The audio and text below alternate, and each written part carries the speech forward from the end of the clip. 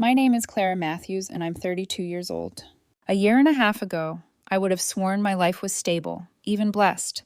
I had a husband I loved, David, and a career I was proud of as an editor at a small but respected publishing house. We lived in a cozy apartment tucked in a quiet neighborhood of Charleston, and after years of waiting, I was finally pregnant. To me, it felt like a miracle written into my body, a new chapter opening after so much longing. I used to fall asleep smiling, imagining the tiny heartbeat growing inside me, imagining David's face when he'd finally hold our child. He would sometimes rest his head on my belly and whisper, "Our little star," as if the baby could already hear him. I believed him then. I believed every word. But even in those warm evenings of whispered promises, there was a shadow that I could never shake. Linda, David's mother. From the very first day she met me, she decided I was not enough. Not enough for her perfect son, not enough for the family name, not enough in ways she never stopped pointing out. At first, it was little things, criticizing how I cooked, how I ironed David's shirts, asking pointed questions about why I hadn't climbed higher in my career. An editor? Shouldn't you try for management? A woman with ambition can inspire her husband too. Her smile never reached her eyes when she said it. I cried after those visits more times than I could count. David, instead of defending me, would wrap his arms around me and say, "She means well, Clara. She's just worried about me, about us." But deep down, I knew Linda's worry had nothing to do with care. It was about control. Eventually, I learned to swallow my hurt. I would paste on a polite smile at family dinners, knowing every word I said would be measured, weighed, found lacking.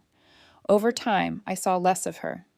David still called her daily, visited her weekly, as though tied by an invisible cord I could never cut. When I finally got pregnant, I expected Linda's disapproval to grow sharper, but strangely, it softened. She began calling, asking about my health, offering to bring meals. David explained it as simple excitement. "She's just thrilled about being a grandmother. You know, she's dreamed of this for years." Against my better judgment, I allowed myself to hope. Maybe motherhood would finally open a door between us. Maybe we could learn to stand on the same side, if not as friends, then at least as two women who loved the same child. For most of my pregnancy, things seemed smooth enough. A little morning sickness in the early months, then a spell of mild anemia. Doctors said it wasn't serious. I worked until 6 months along before maternity leave gave me time to slow down. David was supportive, at least at first. He came to my doctor's visits, brought me ginger tea when I felt nauseous, carried heavy groceries without complaint. But slowly I noticed him pulling away. He began missing appointments, claiming last-minute meetings. At home, his phone buzzed constantly. He smiled at the screen more than he smiled at me. When I asked, he brushed it off. "Just work, Clara," or "Mom." I wanted to believe him. I forced myself to. Yet sometimes, when he stood by the window, whispering into his phone, his back turned, I felt a hollowness open in my chest, like a warning I wasn't ready to name. By my 7th month, my body felt heavier every day. My ankles swelled, and I grew dizzy easily. But my cousin Sarah insisted we come to her birthday party. "Just for an hour," she begged over the phone. "You have to let everyone see your beautiful belly." I didn't want to go. I wanted to stay curled under a blanket with tea and silence. But Sarah's enthusiasm and David's insistence wore me down. "It'll be good for you," he said, brushing my hair back from my face. "Family, cake, some laughter. You need that." The party was in a little cafe not far from our apartment. When we arrived, the tables were already crowded with relatives and a few close friends. People clapped when they saw me. "Look at you, Clara! Glowing!" someone exclaimed. I tried to smile, though I felt anything but glowing. My back ached. My hands trembled slightly when I lifted my glass of sparkling water. David sat beside me, but his eyes kept dropping to his phone, his thumb dancing over the screen. I told myself not to mind, not to ruin the evening with suspicion. But it stung, sitting there with our baby kicking inside me, while my husband seemed more connected to whoever was on the other end of that phone than to me. 2 hours in, I began to feel strange. Not just tired, but as if my body no longer belonged to me. A heaviness pulled at my eyelids. Dizziness spun the room into a blur. I whispered to David, "I think we should go." He glanced at me, irritation flickering across his face. "Already? Clara, the cake isn't even here yet. Just sit a little longer." But the pressure in my chest grew unbearable. I excused myself and staggered to the bathroom. Cold water against my face steadied me for a moment, but my reflection in the mirror scared me. My lips were pale, my eyes shadowed. Something was wrong, deeply wrong. I leaned against the tiled wall, whispering to myself, "Just breathe, just breathe." When I returned to the table, I leaned close to David and whispered, "Please, we need to leave. Now." He sighed, annoyed, but finally stood. He apologized to Sarah, joked about me being overly delicate, and guided me outside. The evening air cooled my skin, but the weakness remained, crawling deeper into me with every step. In the taxi, the dizziness returned so sharply I had to grip his arm to stay upright. I don't remember the ride. Only flashes. Climbing the dark stairwell of our building because the elevator was broken, my breath catching, my legs threatening to give way. On the third floor, I almost fell. "Clara, you're fine," David muttered, supporting me half-heartedly. "You're just tired. Stop panicking." "No," I whispered, my voice thin, desperate. "I'm not fine. Please, David, call an ambulance." He rolled his eyes as though I'd asked him to fetch a glass of water, not my life. "You're exaggerating again. Just lie down, you'll see." But then the intercom buzzed. A woman's voice filled the stairwell. "Linda." "Son, it's me. I came by to check on you." Minutes later, she was in our apartment. I lay on the couch, my skin clammy, my vision tunneling. Linda stood above me, her lips pursed in disapproval. "What now? Sick again?" "Oh, Clara, pregnancy isn't an illness. When I carried David, I worked until the very last day. You've been resting for 2 months already, and now you can't even handle a little party?" Her words sliced into me, but I had no strength left to argue. My voice barely carried. "David, please, ambulance." David glanced at his mother. For a second, I thought he might finally listen. But Linda shook her head, sharp and cold.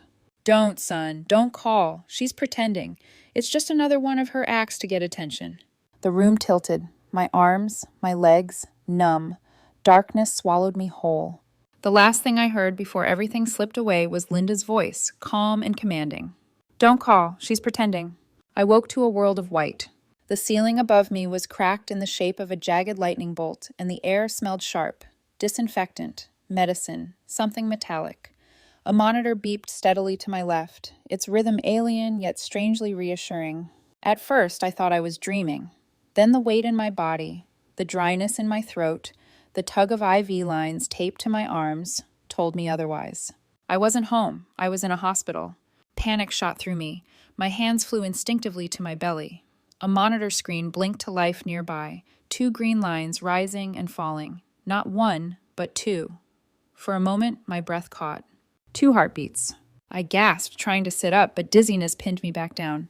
A nurse hurried over, a young woman with tired eyes but a kind smile. "Easy, easy. Stay still. You've been through a lot." My lips cracked when I whispered, "Where? Where am I? What happened? Who brought me here?" "You're in the maternity pathology ward," she explained gently, checking the drip above my bed. "You were admitted with severe preeclampsia. High blood pressure, risk of placental abruption. It's serious, but you're stable now. The ambulance brought you in just in time." "Ambulance?" My mind spun. Who called it? Was it my husband?" She hesitated, a flicker of discomfort in her expression. "The records say it was your neighbor. She heard noises in your apartment, then silence. She came to check and found you unconscious. The paramedics said the door was wide open. You were alone." Alone. The word stabbed through me, sharper than any needle. My husband had left me. My mother-in-law had left me. Both of them walked out while I lay on the floor, 7 months pregnant, fighting for breath. I pressed my hand against my belly again, terrified. "The baby? Is my baby okay?" The nurse's gaze softened. "Babies," she corrected quietly. "You're carrying twins." For a heartbeat, the world froze. I thought I misheard. "Twins?" "Yes," she nodded. "One fetus was hidden behind the other during earlier scans. It happens, especially when they share a sac. But Clara, one of them is weaker, smaller. His heartbeat is irregular. We'll monitor closely, but you both need complete rest." Her words fell like stones into water, rippling through every part of me. 2 babies? And one of them might not survive?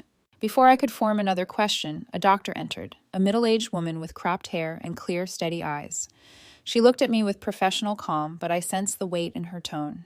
Clara, you gave us quite a scare. If the ambulance had been even 30 minutes later, the consequences might have been irreversible. Preeclampsia is nothing to take lightly. We'll be keeping you here until delivery. That may mean weeks." Her words blurred. I was still reeling from the earlier revelation. 2 heartbeats, 2 lives inside me. And the man who should have been here, the father, wasn't. I forced the words out, barely audible. "And my husband? He didn't come?" The nurse looked away, and the doctor only said, "You can call him if you'd like. Your phone is on the nightstand." My fingers shook as I picked up the cracked phone. The screen lit with dozens of missed calls. Messages from David. "Clara, how are you? Text me when you wake up. Sorry I can't come right now. Mom said visiting would only upset you." Mom said, always her, always Linda. Even in the face of my collapsing body, his loyalty belonged to her.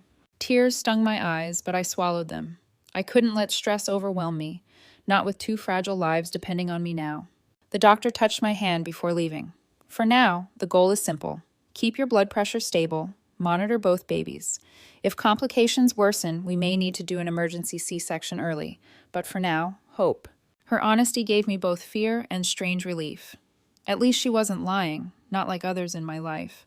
When the door closed, the silence pressed in. The beeping of 2 heartbeats on the monitor felt like a plea. I closed my eyes and whispered, "Hold on, both of you. Please, hold on for me." Hours blurred. Nurses came and went, checking vitals, adjusting medication. My body was exhausted, but my mind refused to rest. I replayed everything: the party, the dizziness, David brushing off my pleas, Linda's sharp voice cutting through the dark. "Don't call. She's pretending." Was I really so insignificant to them? Or worse, was there something deliberate in her cold dismissal? By evening, I finally gathered strength to call my mother. She lived nearly 250 miles away. Her voice on the phone cracked with panic. "I'm leaving tonight, Clara. Don't you worry. I'll be there by morning." Then I called Jessica, my best friend since college, the one who knew every detail about my battles with Linda. She exploded in fury. "Unbelievable. They left you like that? I'll be there tomorrow. Don't you dare think you're alone." The solidarity of those 2 voices wrapped around me like a blanket. My family, my chosen, and my blood would come. They would be here, unlike David. That night, I couldn't sleep. The monitor pulsed quietly beside me. 2 heartbeats, one steady, one faint. My hand stayed on my belly, stroking circles, whispering promises. "Stay with me, little ones. Mommy loves you. I'll fight for you. Don't leave me." At some point, exhaustion dragged me under, and I dreamed. I stood barefoot on a wide, endless beach. The sky was twilight, violet fading into black. On the horizon, 2 tiny figures appeared. Children, waving at me, with small, eager hands. I tried to run to them, but the sand sucked at my feet, slowing me down. The closer I came, the more one figure began to fade, as if swallowed by mist. I screamed, reaching out, but my arms passed through nothingness. The other child stood frozen, watching, while his twin vanished. I woke with a strangled cry, heart pounding. Sweat plastered my hair to my forehead. The monitor beside me beeped louder than before. I froze. There was only one rhythm. Panic rose like fire in my chest. "Nurse, nurse, please!" A nurse rushed in. "Calm down, Clara. Sometimes the weaker twin shifts position and the machine loses track. We'll do an ultrasound in the morning. Try not to panic." Not panic? How could I not, with the ghost of that dream still clinging to me? I lay awake until dawn, watching every flicker of the monitor, whispering to the darkness, begging both of my babies to fight. When the first light of morning touched the curtains, the door opened. My mother entered, hair messy from the overnight drive, eyes red but fierce with determination. She wrapped her arms around me, and for the first time since collapsing, I felt safe. But safety was fragile, like everything else in my life now. And deep inside, a seed of suspicion took root. What if Linda's words that night weren't just cruelty? What if she had wanted me to collapse? The morning sun filtered weakly through the blinds, casting pale lines across the sterile hospital walls. My mother sat at my bedside, still in the clothes she had worn for the overnight drive, her hair pulled back in a messy knot. Her eyes were swollen from crying, but her hands were steady as they wrapped around mine. "Oh, Clara," she whispered, pressing her forehead against my knuckles. "When I heard your voice last night, I thought my heart would stop. I should have been here sooner. I should have—" "Mom," I cut in gently, though my throat trembled. "It's not your fault. You came. That's what matters." Her tears spilled anyway, silent and hot, falling onto my hand. For years, she had worried about Linda's influence on David, had warned me that his blind devotion to his mother could ruin our marriage. I never wanted to admit she was right. And now here I was, hospitalized, carrying twins whose lives hung in the balance, while David wasn't even at my side. The doctor returned mid-morning to check on me. She moved the cold probe across my belly, her eyes fixed on the screen. I couldn't breathe until she finally nodded. "They're both alive," she said. "The stronger twin is developing normally. The smaller one, still behind, but fighting." Relief washed over me so hard I almost sobbed. "They're both still here," I whispered to my mom. "They're still holding on." But the doctor's words stayed sharp in my chest. Fighting. My babies were already fighting for their lives before they had even taken their first breaths. After the doctor left, Mom straightened in her chair, her face hardening. "Where is David? Why isn't he here?" I looked away, unable to answer. The truth was a knot of shame and rage inside me. My husband hadn't been the one to save me. He hadn't even stayed to see if I survived. He had walked out, guided by his mother's cold command, leaving me unconscious and alone. "He texted me," I muttered finally. "He said he can't come, that his mother thinks it would upset me." My mom's face went crimson. "Upset you? You nearly died, Clara. And those babies, his babies, were in danger. What kind of man abandons his wife like that?" Her fury filled the room, but I didn't stop her. Her anger was my anger, only spoken aloud.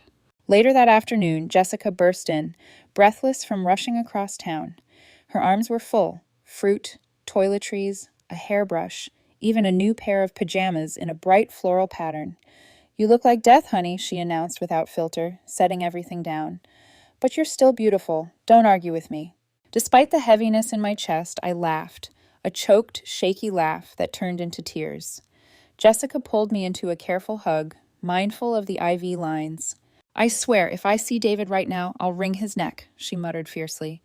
"And don't even get me started on his mother. She's a viper, Clara, always has been."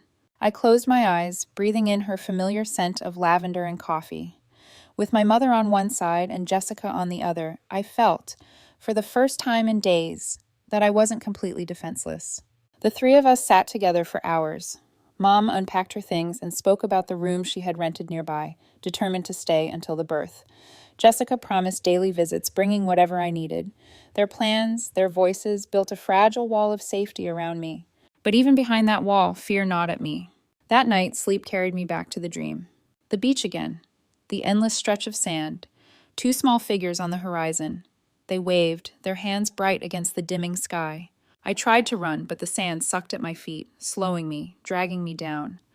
My breath tore in my throat as I reached out. This time, I saw their faces more clearly. Two boys, their eyes like mirrors of my own. One smiled shyly, his form steady. The other wavered, blurred, as though the wind itself wanted to carry him away. "No!" I screamed, stumbling forward, arms outstretched. "Stay with me!" The weaker child's form flickered, fading like mist. And then I saw her, Linda, standing further down the shore, her hands clasped calmly in front of her, watching with cold eyes as one of the children dissolved into nothingness. Her lips curved into a smile, not warm, not proud, a smile of triumph. I jolted awake with a strangled cry, drenched in sweat.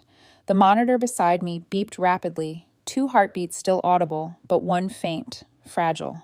The nurse hurried in, checked my vitals, and urged me to calm down. But I couldn't. The image of Linda's cruel smile lingered, as real as the IV dripping into my arm. Was it just my mind projecting fears into dreams? Or was my subconscious piecing together a truth I refused to face? The next morning, David finally called. His voice was flat, distracted. "How are you? The baby's okay?" "Do you really care?" The words slipped out before I could stop them. A pause. "Clara, please don't start. I'm under pressure. Work's been insane and Mom's been sick." I nearly laughed at the absurdity. Sick? She had enough strength to stand in our apartment and tell you not to call an ambulance while I was passing out in front of you. He went silent, the kind of silence that told me he wasn't searching for words. He was searching for lies. "David," I whispered, my voice breaking, "I could have died. Our babies could have died. And you left me." Another pause, then, "I'll come tomorrow, I promise." Tomorrow, always tomorrow. When the call ended, I set the phone aside, my hand trembling. A part of me wanted to scream into the receiver, demand answers, demand remorse. But the other part, the part that was now a mother, even if not yet in practice, knew stress could harm the babies more than his betrayal ever could. That day stretched endlessly. Nurses checked me, my mother sat reading at my side, Jessica cracked jokes to make me smile. But my thoughts circled the same haunting truth. The man I trusted most had abandoned me. By evening, when the lights dimmed and the hallway outside grew quiet, I pressed my hand to my belly again. The twins shifted faintly beneath my touch. I'm here, I whispered to them. Even if no one else is, I am, and I will never leave you. A tiny kick answered me, as if one of them had heard. The stronger one, perhaps. The weaker twin remained still. I closed my eyes, holding on to that faint movement, that tiny reassurance. And yet, in the back of my mind, Linda's voice echoed, low and poisonous. Don't call. She's pretending. It wasn't just cruelty. It wasn't just indifference. A dark suspicion coiled inside me, growing sharper with each passing hour. What if my collapse hadn't been an accident at all? Morning arrived thin and gray, a sheet of light slipping around the edges of the blinds. My mother had fallen asleep in the visitor's chair, chin tucked to her chest, one hand still on the blanket over my legs, as if guarding me, even in dreams. The monitors hummed their counterpoint. One rhythm, sure and even, the other faint, stubborn, alive. I counted the beats the way sailors count waves, praying the weaker one would keep cresting. Around 10, the door swung open and David stepped in with a bouquet of white roses and the smell of cold air clinging to his coat, cologne threaded with a stale trace of cigarettes. For a second, the room felt smaller. He looked thinner than I remembered, dark crescents under his eyes, posture pitched forward like he'd been running from something he couldn't name. Hi, he said softly, raising the flowers, as if they were proof of something. Can I? I nodded. He set the roses in a plastic pitcher the nurse had left on the windowsill and came closer, stopping right before our shadows touched. How are you feeling? Alive, I said. It came out flatter than I intended. The babies are holding on. He blinked at the plural just once, then pasted on a smile. That's amazing. Twins. Wow. I can't believe... Why didn't the doctor see it before? Hidden twin, I said. It happens. Silence stretched. The rose's petals trembled in the air conditioning. David rubbed his knuckles with his thumb, a nervous habit I knew from years of quiet dinners and long car rides. Clara, I'm sorry I didn't come sooner. I panicked. Mom said visiting would stress you. Mom said. The words tasted metallic. Did Mom also say to leave the door wide open when you walked out? He flinched. What? The paramedics said that? The records did. My voice was steady, but my pulse wasn't. A neighbor called the ambulance, not you. He swallowed, eyes skittering to the roses, then to my mother asleep in the chair, then to the floor. I should have stayed. I know. Mom needed me home. She hasn't been well, and... She looks strong enough to tell you not to call an ambulance, I said. He closed his eyes like a man stepping into cold water. I made a mistake. He reached for my hand, hesitated, then set it down again on the blanket instead. I'll fix it. I'll be here, every day. The monitor's numbers hiccuped. A nurse poked her head in, assessing the room with a practiced glance. Everything okay? We're fine, I said. David pulled a small brown bottle from his pocket, the kind with a child-proof cap. I brought something. Mom swears by it. Just some herbal drops for calming. Good for blood pressure. A few under the tongue and... No, I said, more sharply than I intended. He stared at me. I softened my tone. The doctors don't want me taking anything they didn't prescribe. He turned the bottle in his fingers, label flashing once, unfamiliar brand, crooked sticker, then slid it back into his pocket. Right, of course. His phone lit up on the tray beside the bed, the screen flashing an initial and a heart. He flipped it face down with practiced speed, but not before my stomach flipped with it. Work? I asked. Yeah, he said too quickly. The audit team is... They need me. The audit team texts you with a heart? Color rose along his jaw. It's a group joke, Clara. He tried to smile. It didn't reach his eyes. You know how they are. I said nothing. He reached toward my belly, tentative. May I? I nodded because he was their father and because I didn't want the nurse to come back to find my blood pressure spiking. His palm hovered, then settled. He waited for movement, the faint flutter that had once turned us into a couple who whispered to the dark.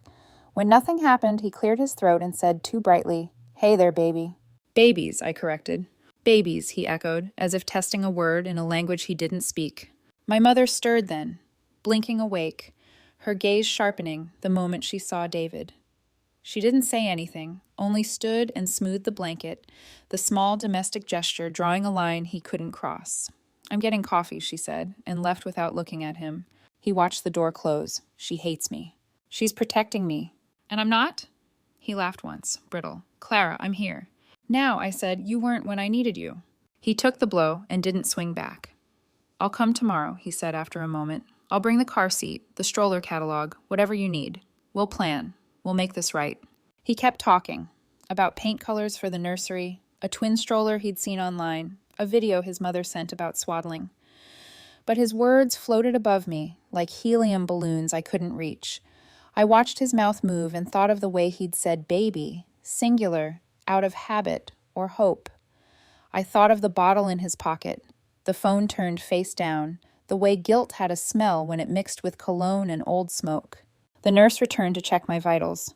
"Blood pressure's creeping," she warned gently. "Let's keep conversations calm." "I should go," David said quickly, eager to be the reasonable one. "Rest. I'll be back tomorrow." He brushed a kiss across my temple like we were acting out someone else's marriage, then gathered the flowers' cellophane and left. When the door clicked shut, the room exhaled. I stared at the roses in the borrowed pitcher. A petal had already loosened, sagging at the edge as if reconsidering its place. My mother slipped back in with paper cups and a look that could cut glass. "He brought drops?" "He said herbs," I answered. I said no. She set one cup down and took my hand again. "Good girl." Then, more softly, "Do you want me to limit his visits?" I thought of the beeps, the twins' fragile choreography. "No, not yet. I want him where I can see him." She understood. Mothers always do. The doctor came by at noon, checked my swelling, my labs, the steadiness of both heartbeats. "You're stable," she said, "but consider short visits, low stimulus. Anything that spikes your pressure puts both babies at risk." "I understand," I said. "Doctor, if I asked the nurses not to accept outside food for me, would that be possible?" Her eyes flicked to mine, quick and perceptive. "We can put a note in your chart. Hospital food only. Please." After she left, I tried to sleep, but the fog that took me wasn't rest. The beach came back, the violet sky, the sand that held me like hands. 2 boys again on the horizon, one bright as noon, the other flickering like a candle near a window. I walked, and the light shifted, and there, far behind them, watching, stood Linda in a pale coat that the wind didn't dare ruffle. "Go away," I said to her. My voice came out as a breath. "Go away." She smiled. "You're so dramatic, Clara. It's just a complication." The flickering boy wavered, and I woke with my mouth open like I'd been swallowing the ocean. The weaker rhythm had stuttered, then found itself, as if clinging to the sound of my voice on its way back. Jessica arrived in the late afternoon with magazines and a stubborn kind of sunshine. "You look better," she said, then leaned close. "He came?" "He came," I said. "And?" "He brought roses," I answered. "And excuses, and a bottle I didn't open." Her eyes sharpened. "Good. Keep not opening things." She squeezed my shoulder. "I brought you the only safe contraband." She held up a pair of ridiculous fuzzy socks with tiny embroidered stars. "For cosmic babies." I laughed, and the monitor settled a fraction, as if the room approved. By evening, the ward quieted to the gentle hush of machines and tired footsteps. My mother read in the chair. Jessica dozed against the window, with the socks pulled over her hands like mittens. I lay awake, staring at the hairline crack in the ceiling, the shape of a lightning bolt, and tried to follow it to its endpoint. David would come tomorrow. He would stand where he had stood, say what he had said, promise what he had promised. Maybe he would mean it. Maybe he would want to. But the gap between wanting and doing was a ravine I no longer felt safe crossing with him. I pressed both hands to my belly, feeling for the faintest flutter. "I'm here," I whispered again. "I'm not going anywhere." The stronger beat answered first, confident, steady, then the weaker one, a small echo practicing courage. I closed my eyes and let the 2 rhythms braid themselves into something like a prayer. I could survive disappointment. I could survive abandonment. What I couldn't survive was the suspicion that what happened to me wasn't accident, but intent. And that suspicion was growing teeth. The next few days blurred into a rhythm of hospital lights, nurse check-ins, and the low, constant beeping of the monitor beside me. Each sound felt like a reminder. One baby strong, the other struggling, but still here. My mother remained rooted by my side, steady as a tree, while Jessica breezed in and out like a whirlwind. Always armed with fruit she knew I wouldn't eat, magazines I half read, and words sharp enough to slice through my darker thoughts. David kept his word, at least outwardly. He came every day, usually in the afternoons, carrying something meant to prove his devotion. Flowers, juice, books, always something, always too late. He would sit, smile too brightly, ask about the babies, and then glance at his phone when he thought I wasn't looking.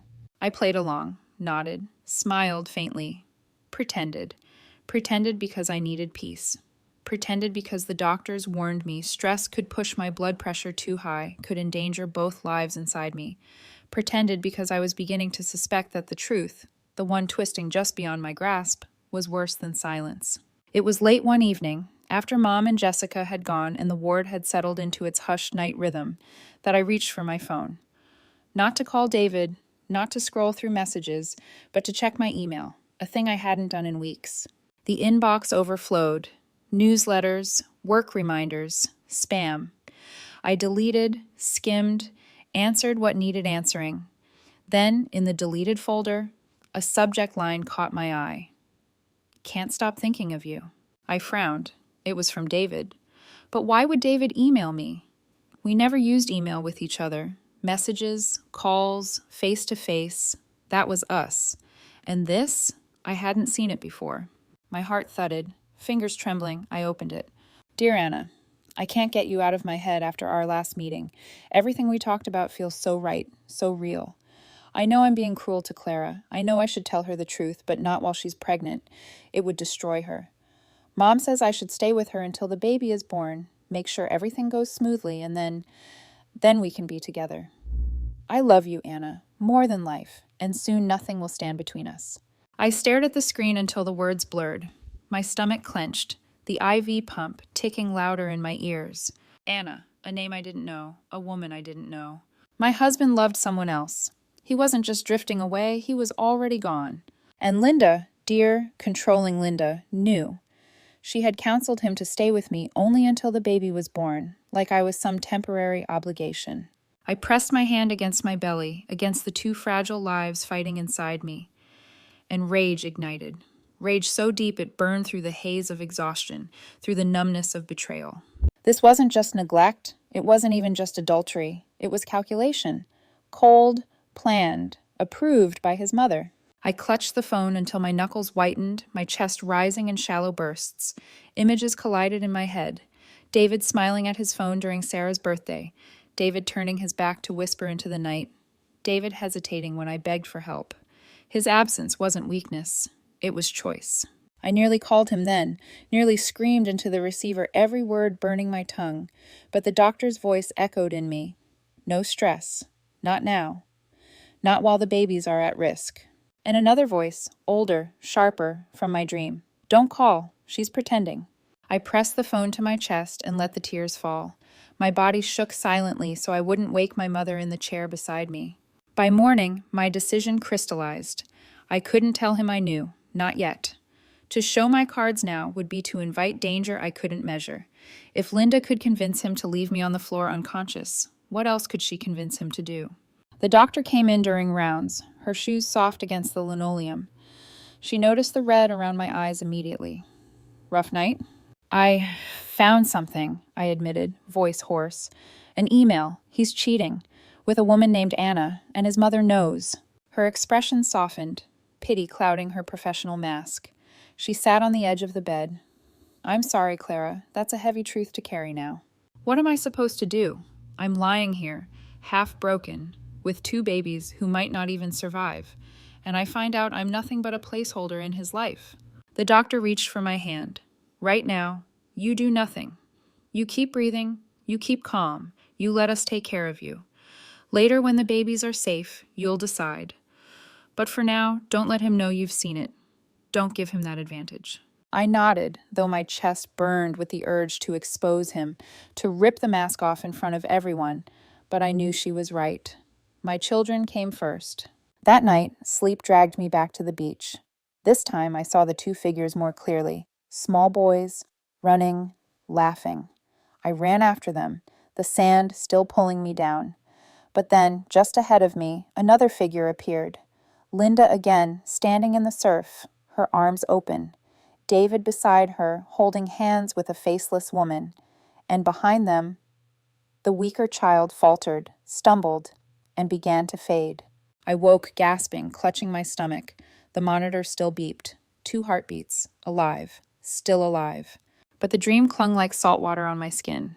Later, when David came with another bouquet, I watched him set it down and smile as if nothing was wrong.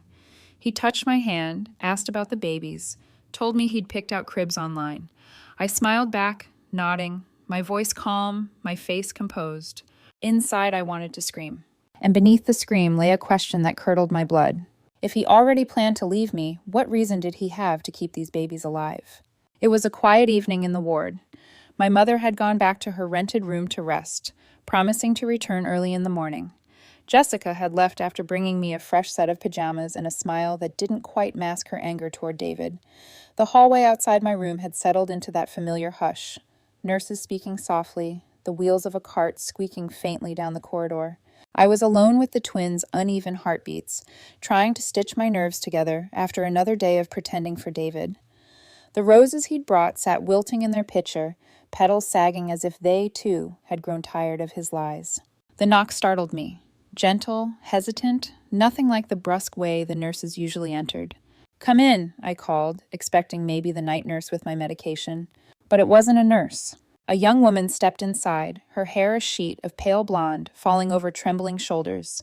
Her eyes were wide, nervous, darting around the room before finally settling on me. She clutched her bag strap as if it were the only thing keeping her upright. "Are you Clara?" she asked, voice thin. "Yes," I said cautiously. "Who are you?" She closed the door behind her, hands shaking. "My name is Anna." The name hit me like a stone. Anna. The name from the email. The one David had promised himself to. For a moment, I couldn't breathe. She must have seen my shock, because she hurried forward, words tumbling over each other. "I know I shouldn't be here.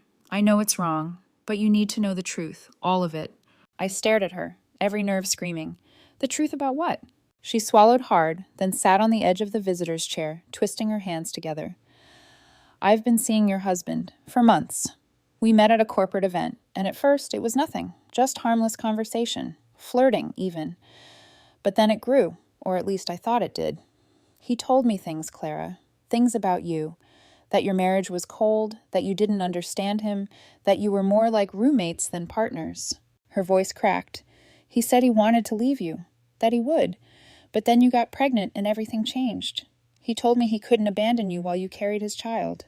I clutched the blanket tighter, bile rising in my throat. "And you believed him." "I did," she admitted, her eyes wet with shame. "I loved him. I thought he loved me. But then I heard something I wasn't supposed to." My blood ran cold. "What did you hear?" Her hands trembled harder now, twisting the strap until it nearly broke. 3 days ago, I went to his apartment. He wasn't there, but his mother was. I didn't want to see her, so I stayed in the hallway, waiting. She was on the phone with him, and they didn't know I was listening. She lifted her gaze, eyes glassy with horror. "His mother said that the only way he could truly be free was if the baby didn't survive. She talked about pills, Clara. Pills that could be slipped into your food or drink, that would cause a miscarriage but look natural, and he didn't argue. He didn't say no. He agreed." The room spun. The monitor beeped wildly as my heart raced, the weaker twins' rhythm fluttering in response. "No," I whispered. "You're lying. You're lying." Anna shook her head, tears streaming now. "I swear to you, I'm not. I ended it with him that night. I couldn't be part of something so monstrous. And then I heard you were in the hospital, and I thought, God, what if they already tried? What if that's why you collapsed?" Her words sliced through me like glass. My collapse at Sarah's party. The dizziness, the sudden weakness, the way Linda had dismissed my pleas for help. "Don't call. She's pretending." It all aligned, horrible and sharp. I pressed both hands to my belly, desperation flooding me. You're saying, David and his mother tried to kill my babies. Anna's face crumpled. Yes, and I'm so sorry, Clara. I didn't know. I never thought he was capable of something like this. But now, you have to be careful. Please don't eat or drink anything from them. Don't trust them. Not with your life, not with your children's lives. My throat burned with unshed sobs. Why tell me now? Because I couldn't live with myself if something happened to you, if something happened to them. You deserve the truth, even if it's unbearable. Silence filled the room, broken only by the monitor's uneven beeping. I looked at her, this woman who had been both my rival and, strangely, my unlikely savior. Thank you, I whispered, for telling me. Her eyes widened. You're not angry? I have no energy left for anger, I said softly. You didn't poison me. You didn't leave me unconscious on the floor. You were lied to, just like me. She nodded, tears falling faster.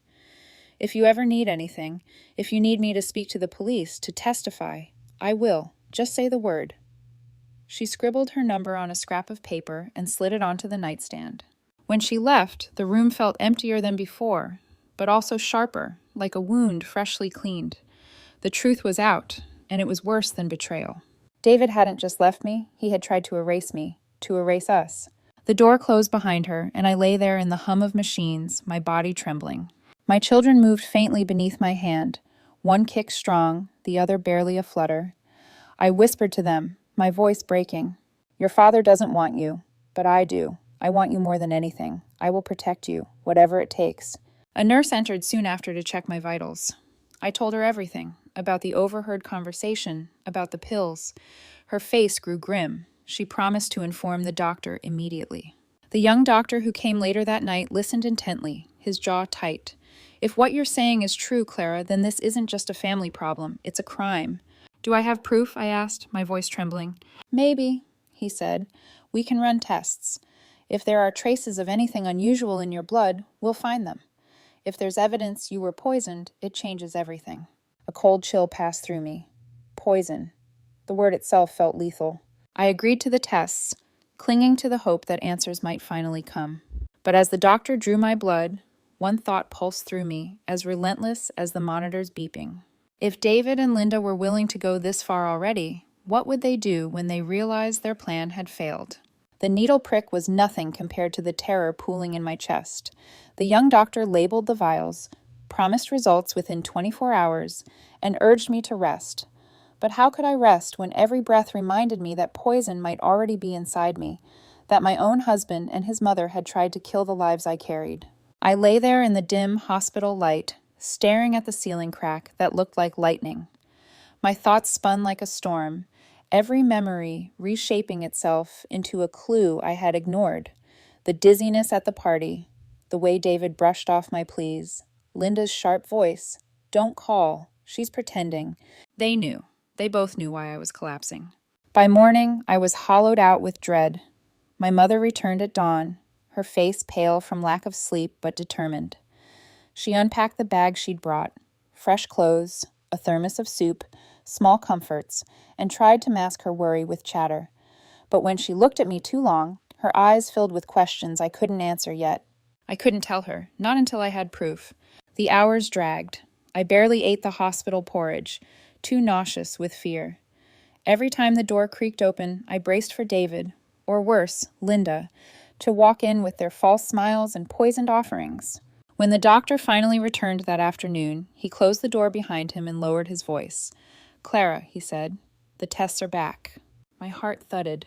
"There are traces of a substance in your blood, misoprostol. In small doses, it can cause uterine contractions, increase the risk of miscarriage. Given your preeclampsia, it could easily have pushed you over the edge." I pressed my hands to my mouth, muffling the cry that escaped. Misoprostol. The word tasted like venom. "So it's true, they really tried." "Yes." His eyes softened, though his jaw remained tight. "Medically, you're stabilizing now. The drug is already leaving your system, but it's proof, legal proof, if you want to go to the police." I shook my head, tears burning. "Not now. I can't risk stress, court, investigations, not while my babies are still fighting." "Then we preserve the results," he said. "They'll be there when you're ready. But until then, Clara, you must be careful. Do not eat or drink anything except hospital food. Nothing from your husband, nothing from his mother, not a bite, not a sip. I nodded fiercely. I had already made that vow to myself the moment Anna left my room. But hearing it confirmed by a doctor felt like armor sliding into place. When my mother returned from the cafeteria, I smiled as if nothing had happened. When Jessica visited that evening with magazines and laughter, I pretended. I even let her leave the fruit she brought, though I didn't touch it. The fewer people who knew, the safer we would be. That night, David appeared, his arms full of offerings: apples, grapes, oranges, a bottle of pomegranate juice. He set them proudly on the table by my bed, his smile practiced. "For your hemoglobin," he said cheerfully. "Mom read that it helps." I forced a grateful smile, though my heart pounded. "Thanks, David. That's thoughtful." He reached for the grapes, plucked one, and held it to my lips. "Come on, eat. It'll make you stronger." Panic clawed my throat. I remembered Anna's trembling voice. Pills slipped into food or drink. I tilted my head, feigning reluctance. Actually, the doctor changed my diet. Strict hospital food only. Yesterday, my blood pressure spiked after I ate grapes, so no more. His hand froze midair, just for a second. Then he chuckled awkwardly and popped the grape into his own mouth. "Really? That's unlucky." "Yeah," I said, forcing calm. "Unlucky." I watched him gather the fruit back into the bag, watched his eyes flicker with something unreadable. Disappointment? Irritation? Something darker? When he left, promising to return tomorrow, I collapsed back against the pillow, shaking. Pretending had never been harder. The next day, Linda came with him. She swept into the room in a tailored suit, her hair perfectly styled, gold pendant gleaming against her chest. Her lips stretched into what the world might mistake for a grandmother's smile, but I saw the steel beneath it. "Clara, darling," she cooed, settling on the edge of my bed as if she owned it. "You gave us all such a scare. But thank heavens, the doctors say you're better now. And the babies, healthy, yes?" "The babies are fighters," I said evenly. Something flickered in her eyes, annoyance quickly masked. "Wonderful news," she said, though her voice dripped with insincerity. David stood by the window, hands shoved deep into his pockets, avoiding my gaze. Linda patted my hand with cold fingers. "I've been thinking, Clara. Twins are a lot for one woman. After you deliver, you and David should move in with me. I have a spacious apartment, 3 bedrooms. I can help with feedings, with everything. It would be so convenient." My skin prickled. I forced a smile. "Thank you, Linda, but we've already decided. We'll stay in our own apartment. My mom rented a place nearby to help. She wants to be there." Her lips thinned. "Your mother? She's not young, Clara. 2 newborns will exhaust her." "She's 53, I said coolly. "The same age as you, and she's full of energy." The jab landed. Her eyes narrowed, though her smile never slipped. "Well, think about it. I only want what's best for you." What she wanted was control. They left half an hour later, Linda irritated, David silent. As the door closed, I let out a breath I hadn't realized I was holding. It felt like a battle won, even if only a small one. That evening, the doctor visited again, and I confided in her about Linda's offer. She listened gravely, then said, "You were right to refuse. They're dangerous, Clara. Keep your guard up." I nodded, my hand resting protectively on my belly. When I finally drifted into uneasy sleep, the dream returned. The beach, the 2 boys. This time, they stood side by side, hand in hand, watching me. Neither was fading. Both stood solid. And further down the shore, Linda watched, her face tight with something between anger and fear. I woke with tears on my cheeks and a whisper on my lips. "You're mine, both of you, and I'll protect you no matter what it costs." The following days unfolded with a strange, unsettling rhythm. David arrived like clockwork every afternoon, carrying the trappings of devotion: flowers, magazines, sometimes a stuffed toy he claimed would look perfect in the nursery. He sat beside my bed, his voice calm, his words carefully measured. He told me about work, about how colleagues asked after me, about how he couldn't wait to see the babies. To anyone else, he might have looked like the perfect husband, concerned, attentive, hopeful. But I had seen behind the mask. Every smile felt rehearsed, every word carried the weight of something unspoken. And so I played my role. I nodded. I smiled faintly. I let him believe I was still the woman who trusted him. But inside, my thoughts twisted like barbed wire, sharp and dangerous. Because now I knew, the man sitting beside me, holding my hand, was the same man who had agreed to kill our children. The nurse reminded me daily to avoid stress. Your blood pressure's improving, she said gently. The twins are stabilizing. Don't let anything jeopardize that. Don't let anything jeopardize that. So I swallowed my fury. I smiled when David asked about names, even suggested a few, though the very sound of his voice made me nauseous. When he brought me a book of baby furniture, I traced my finger over the pictures, nodding as if I cared. Inside, I thought only of survival. At night, when Mom and Jessica returned, I let my guard drop. Mom would rub my shoulders, her eyes full of unspoken worry. Jessica would pace the room, her hands on her hips. You can't let him keep coming here like this, Jessica hissed one evening after David left. He's poisoning your air just by standing in the room. Jess, I whispered, my voice thin, if I ban him, he'll know I know. And then, I don't know what he'll do. My mother's hand tightened on mine. She's right to be cautious, she said softly. Right now, the babies come first. Every smile you fake is for them. I nodded. Exactly. Let him believe I'm blind. It's safer that way. But pretending had its cost. Each night after they left, I lay in the dim hospital light, shaking from the effort of holding my mask in place. The monitor's twin beeps kept me tethered, one strong, one fragile, both alive. The dreams continued. The beach, the twins. Some nights one would flicker, fading until I screamed myself awake. Other nights, they stood together, their small hands clasped, their eyes locked on me as if urging me forward. And always, somewhere on that shifting shoreline, Linda's figure loomed, watching, waiting. One afternoon, David arrived with a softness that almost fooled me. He set a tiny pair of matching blue hats on the bed. I thought they'd look good for the trip home, he said. Trip home. The words coiled inside me. Home, to him, meant our apartment, a place where poison might slip into my food again, where his mother could stroll in and take over. I forced a smile, stroking the knit fabric. They're sweet. They'll be perfect, he said, leaning closer. Clara, I know I've made mistakes. I wasn't there when you needed me, but I'm here now. That's what matters, right? I held his gaze, searching for a crack, for some glimmer of sincerity. All I saw was calculation. Yes, I whispered, that's what matters. His shoulders sagged in relief. He kissed my forehead, and for a moment I almost forgot the bitterness burning in me. Almost. Later that night, when the room was dark and quiet, I turned those tiny hats over in my hands. My tears dampened the fabric. You'll wear them, I whispered to the babies inside me, but not for him, never for him.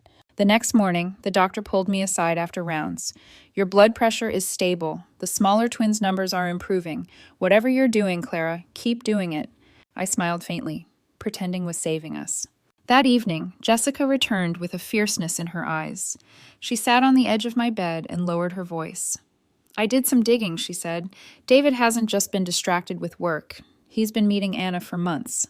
And your mother-in-law? People at her building talk. She's been bragging about how you're too weak to handle twins, how they'll need her when you fail. Rage coiled through me. They won't get them, I whispered. Not ever. Jessica squeezed my hand. Then we need a plan. Not just survival here, but what comes after. You can't go back to that apartment with him. I know, my voice cracked. I know. My mother joined us, her hand covering mine. We'll make it work, she promised. You and the babies will be safe. I'll see to it. That night, for the first time in weeks, I slept without dreaming of Linda. I dreamed instead of two boys running toward me across the sand, laughing, their hands still clasped. When I woke, the monitor showed both heartbeats steady, strong. For now, we were safe. But safety was only temporary. And I knew, when the moment came, when I finally confronted David with the truth, I would need every ounce of strength I had left. By the 35th week, the ward had become my world. The rhythm of beeping monitors, the antiseptic tang in the air, the scrape of nurses' shoes on linoleum, all of it wrapped around me like a cocoon. My body was tired, swollen, and scarred with IV bruises, but for the first time since collapsing at that party, I felt a fragile sense of control. Both babies were still alive, both still fighting. The doctors had been cautious from the start. We'll try to get you as far as possible, my physician said, her voice calm but firm. But with preeclampsia and twins, we can't risk waiting too long. We'll schedule a cesarean. It's the safest option for all three of you. The date was set.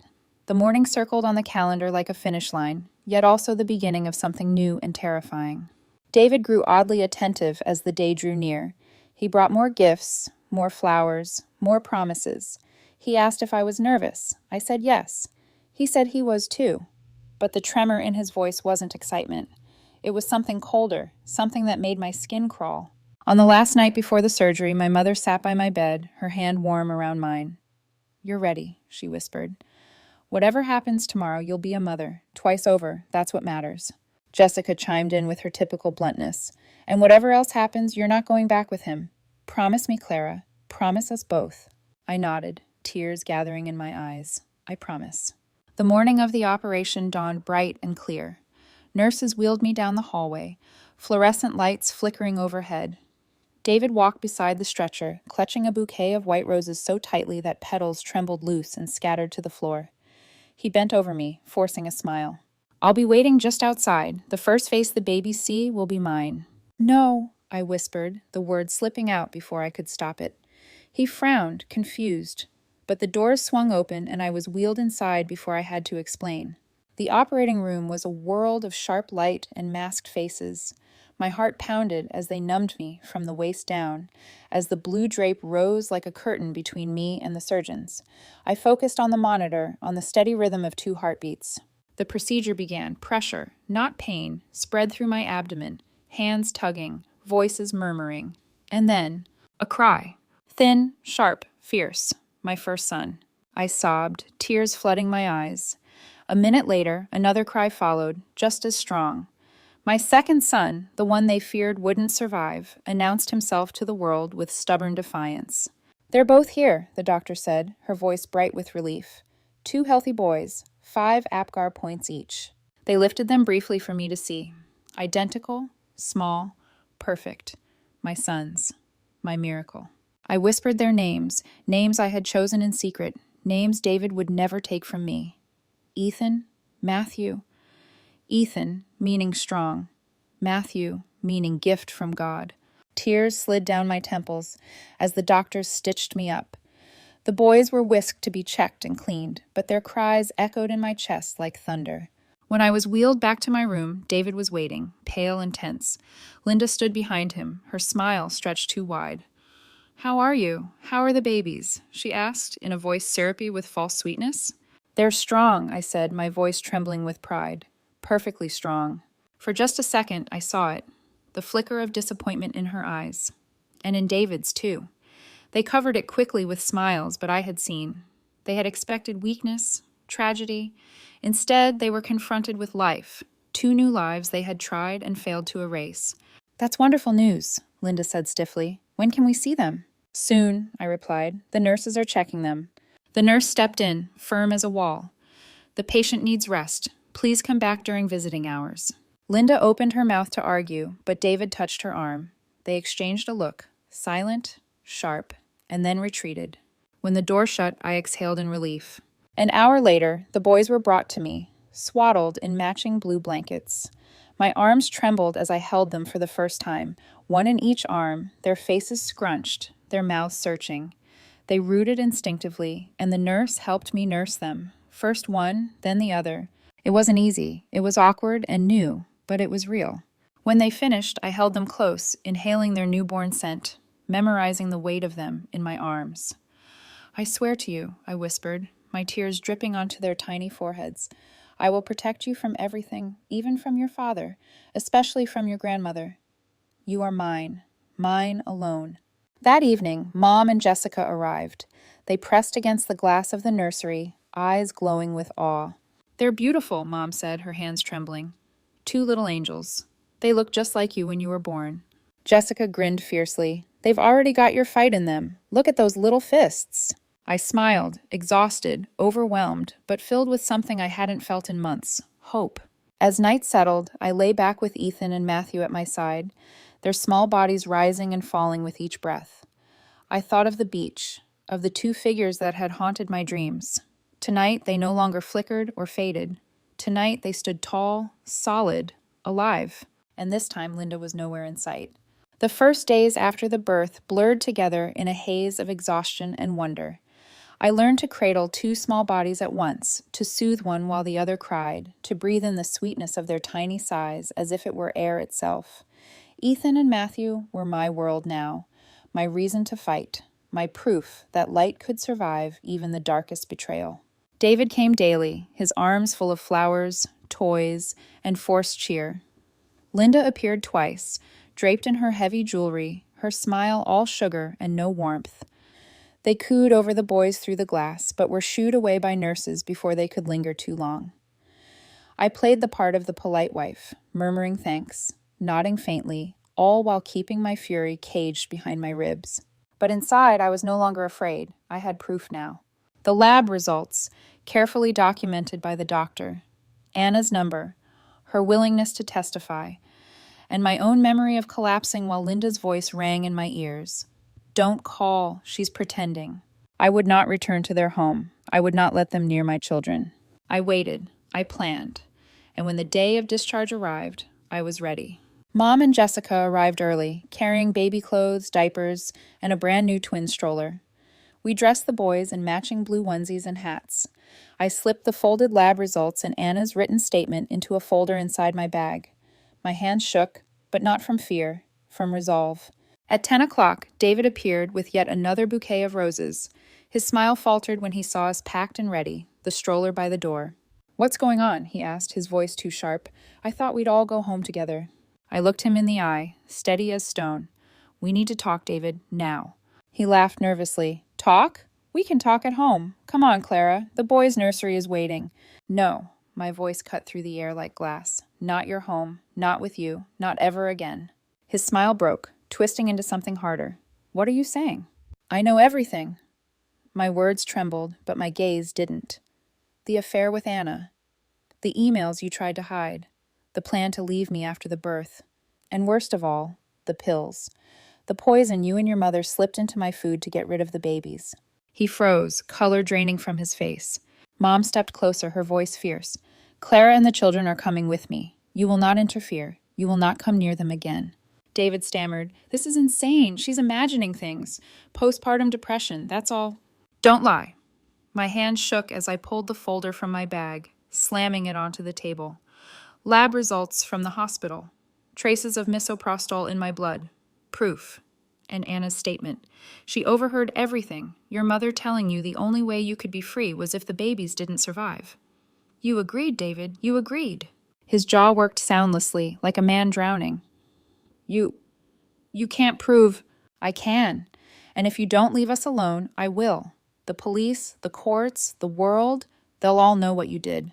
Jessica's voice cut in, sharp as a blade. "A father who tries to murder his own children has no rights. None." David's fists clenched at his sides. For a moment I thought he might lash out, but then he saw the folder, the fire in my mother's eyes, the unyielding rage in Jessica's stance. He saw his corner closing in. Finally, he whispered, "Fine, you win." "No," I said coldly. "I don't win. Ethan and Matthew win. They survived you, and now they'll live without you." His face twisted, desperation leaking through. "You're taking them away from me, from their father." "You forfeited that title the moment you tried to end their lives," I spat. "From this day on, you are nothing to them. Nothing." For a long moment he stood there, trembling, his eyes darting between me and the stroller, where the boys slept peacefully. Then, without another word, he turned and stormed out of the room. Linda wasn't with him that day, but I could feel her shadow just the same, lingering like a curse we had barely escaped. When the door shut, the weight of months lifted from my chest. My knees buckled, and my mother caught me, holding me upright. "You did it, sweetheart," she whispered, tears streaming down her face. "You protected them." Jessica hugged me from the other side, fierce and unyielding. "They'll never touch you again. We won't let them." I looked down at Ethan and Matthew, their tiny faces serene in sleep, their fists curled like they were ready to fight the world. My sons. My miracle. And in that moment, I vowed aloud, so there could be no mistake. They will never take you from me. Not him, not her, never.